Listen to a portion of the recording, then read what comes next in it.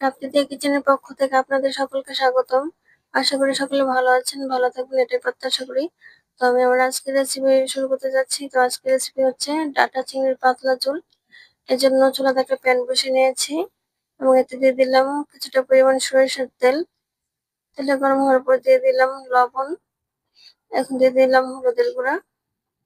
এখন দিয়ে দিচ্ছি আগে থেকে বেছে ধুয়ে রাখা চিংড়ি মাছগুলো নেড়ে চেড়ে ভেজে উঠিয়ে নেব।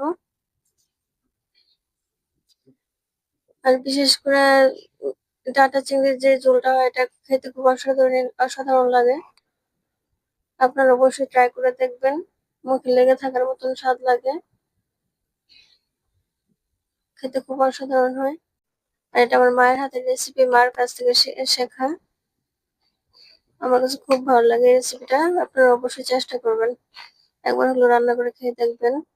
তো মাছগুলো উঠাই নিচ্ছি।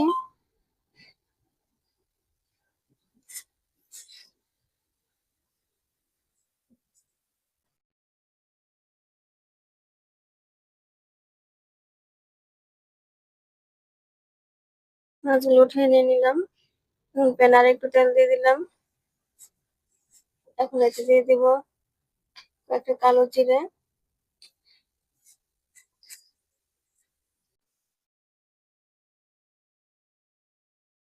দিয়ে দিচ্ছি পেঁয়াজ কুচি। এগুলা নেড়ে চেড়ে ভালোভাবে ভেজে নেব।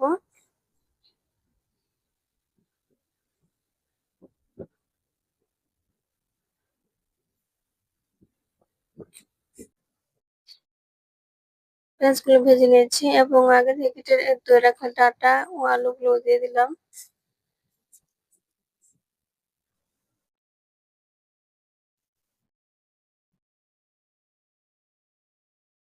দিয়ে দিলাম লবণ,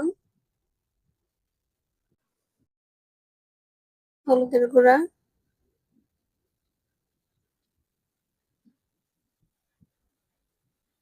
জিরার গুঁড়া,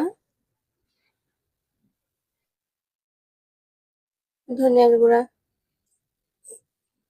আমি এখানে ধনিয়ার গুঁড়াটা কিন্তু অল্প ইউজ করেছি, কারণ পরে আবার ধনিয়া পাতা দিব তাই। এখন দিয়ে দিলাম মরিচের গুঁড়া। সবগুলো একসাথে ভালোভাবে মিশিয়ে নিচ্ছি।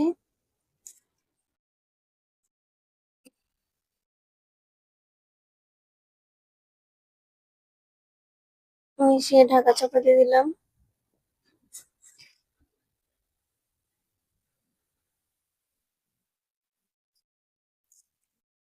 জলটা শুকিয়ে এসছে, মোটামুটি এগুলো সিদ্ধ হয়ে গেছে আলু আর ডাঁটা।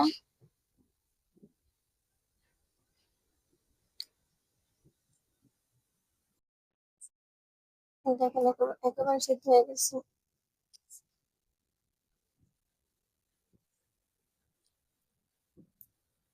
এখন এতে দিয়ে দিচ্ছি জল, কারণ আমি পাতলা ঝোল করবো তাই জলটা বেশি দিচ্ছি।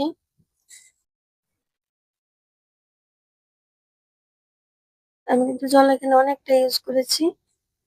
আর এই রেসিপিটা পাতলা ঝোল খেতে খুব ভালো লাগে, আপনারা একবার হলেও ট্রাই করে দেখবেন।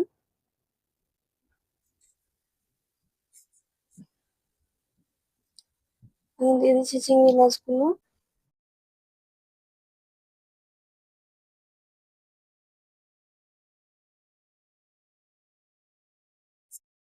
এখন ঢাকা দিয়ে দিলাম।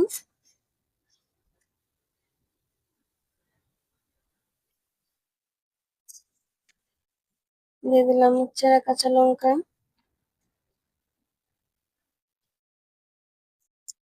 ঝোলটা ফুটে উঠছে।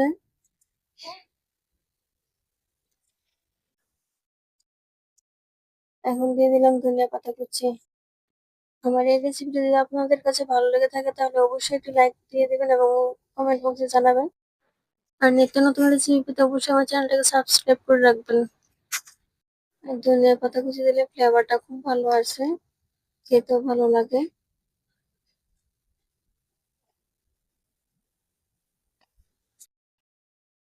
এই রেসিপিটির মূল বিশেষত্ব হচ্ছে পাতলা ঝোল।